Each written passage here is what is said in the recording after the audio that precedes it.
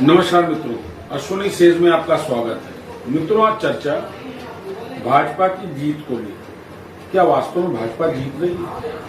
बड़ा यक्ष प्रश्न है। और अगर जीत रही है तो किन नीतियों पर, किन कार्यक्रमों पर और क्या उपलब्धियां हैं भाजपा की? ये एक बृहद चर्चा का विषय है, क्योंकि मित्रों मैंने पहले भी आपसे शेयर किया है कि ये मेंबर ऑफ पार्लियामेंट का चुनाव है जिसको कि राष्ट्रीय नीतियों पर होना चाहिए। और ये दुर्भाग्य है हिंदुस्तान के लोकतंत्र का कि पिछले 5-6 चुनावों से किसी भी पार्टी के पास कोई राष्ट्रीयगत नीति नहीं है। ये कोई मेंबर ऑफ लेजिस्लेटिव असेंबली का चुनाव नहीं है कि जहां लॉ एंड ऑर्डर की बात होनी चाहिए। ये पार्षद ही नहीं है कि रोडों की सफाई और नालियों के चौक होने पर चर्चा होनी चाहिए। ये मेंबर ऑफ पार्लियामेंट का चुनाव है। तो क्या भाजपा सफल सरकार है? पहला सवाल। और सफल है तो किस आधार पे? ये दूसरा सवाल है। मित्रों, मेरी सोच ये है कि भाजपा जो जीत रही है वो केवल कांग्रेस की वजह से जीत रही है। भाजपा की जीत का जो मेन फैक्टर है वो कांग्रेस के नेताओं की असंतुलित बयानबाजी है, असंबंधित बयानबाजी है, जिसका प्रत्यक्ष उदाहरण आज ही लिया जा सकता है कि आज इंडी गठबंधन के एक प्रमुख घटक के प्रमुख फारूक अब्दुल्ला ने कहा कि 2 दिन पहले जो सोफिया में आतंकी गतिविधि हुई और उसमें एक नौजवान मारा गया, उसकी जांच होनी चाहिए और फॉरेन एजेंसी से होनी चाहिए। तो पंजाब के कद्दावर नेता का बयान आया कि अगर हमारी सरकार बनी तो हम पंजाब में काम करने वाले जो गैर प्रांतीय, जो गैर पंजाबी लोग हैं उनको पंजाब से बाहर कर देंगे। ठीक उसी तरह जैसे एक बार मनसे के राज ठाकरे ने इस तरीके का आह्वान किया था, उनका वोट बंद कर दीजिए। और ऐसे कई बयान, लालू का बयान जिसका परिवार नहीं है, वो परिवार क्या जाने। तो ये महत्वपूर्ण मुद्दा है जो भाजपा को जिता रहा है। हकीकत क्या है?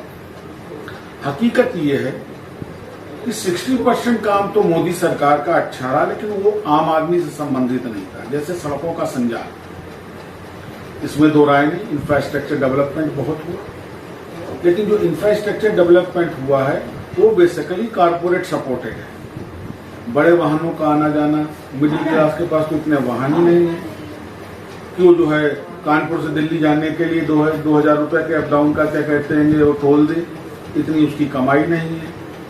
शहरों की सड़कें आज भी टूटी हैं, गांवों में सड़कों की आज भी जरूरत है। जो 10 साल पहले बनी थी वो टूट करके नक्की हो गई, उसका दोबारा नंबर नहीं आ रहा है। तो ये कहना कि संरचनात्मक ढांचा जो है हिंदुस्तान का बड़ा सुदृढ़ हो गया है, ये एक हद तक सही नहीं है। हाँ, वो संरचनात्मक ढांचा जो है वो ज्यादा सफल हुआ है जहां से कारपोरेट को लाभान्वित किया जा सकता है। जैसे बिजनेस कॉरिडोर डेवलप किए गए, बड़ी बड़ी बृहद सड़कें डेवलप की गई हैं, 8-8 लेन की सड़कें बनी हैं जिन पे हैवी व्हीकल चलते हैं, जिन पे माल लाद करके आया जाता है।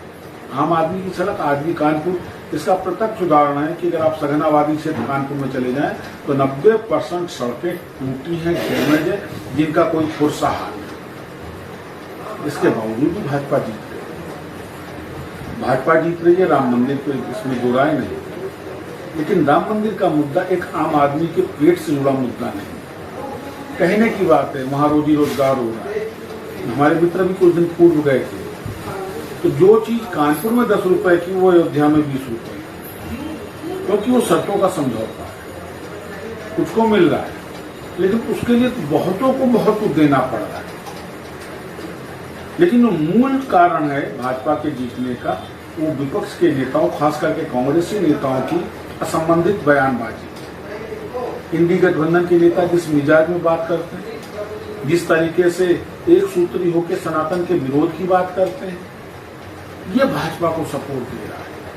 और अगर मोदी 3 बनी तो मित्रों निश्चय जानिएगा, फ्री का वितरण तो एक मुद्दा होगा ही होगा, लेकिन उससे ज्यादा महत्वपूर्ण जो फैक्टर होगा वो होगा इन नेताओं की अनर्गल बयानबाजी, इन नेताओं का सनातन का विरोध, इन नेताओं का मोदी का व्यक्तिगत विरोध। ये मोदी की सरकार तिवारा में बनवाई। मैं नहीं समझ पा रहा हूं किस मिजाज के राजनेता हैं इनको 80-20 का डिफरेंस नहीं समझ में आ रहा है। मैं नहीं जानता किस तरीके की राजनीति करते हैं, इनको राजनीति आती भी है कि नहीं आती है। क्योंकि अगर राजनीति की थोड़ी सी भी अगर इनको जानकारी होती है इंडी गठबंधन के नेताओं को, तो मित्रों निश्चय समझ लीजिए बहुसंख्यकों का इस तरह विरोध, धर्म को लेकर इतने कटाक्ष, ये शायद नहीं करते। तो ये नेता कैसे बने? ये नेता बने इसलिए है कि इनके अब तक विकल्प नहीं रहे। 57 साल के शासन में कांग्रेस ने